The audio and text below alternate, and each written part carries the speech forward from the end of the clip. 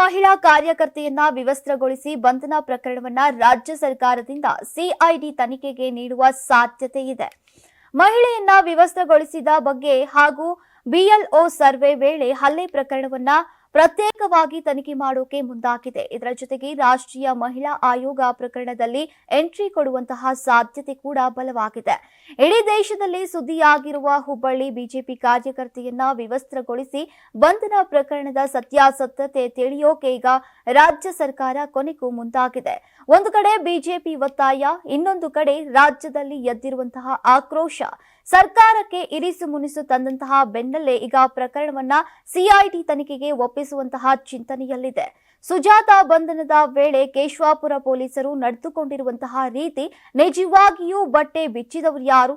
ಅಷ್ಟು ಸಿಬ್ಬಂದಿ ಜೊತೆಗೆ ಯಾಕೆ ಸುಜಾತಾ ಮನೆಗೆ ಹೋದ್ರು?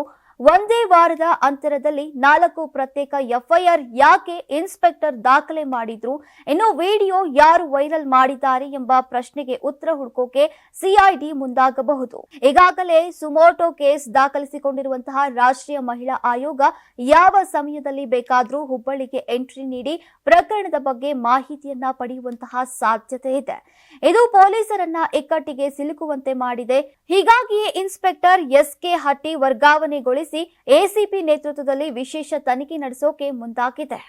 ನೀವು ಸಣ್ಣ ಆಗ್ಬೇಕಲ್ವಾ? ಅದು ಒಂದು ಉತ್ತಮ ಆಹಾರದಿಂದ ಸಣ್ಣ ಆಗ್ಬೇಕಲ್ವಾ? ಪ್ರತಿದಿನ ನಮ್ಮ ಜೀನಿ ಸ್ಲಿಮ್ ನ ಯೂಸ್ ಮಾಡಿ ಯಾವುದೇ ಸೈಡ್ ಎಫೆಕ್ಟ್ ಇಲ್ದಂಗೆ ನೀವು ಸಣ್ಣ ಆಗ್ತೀರಾ.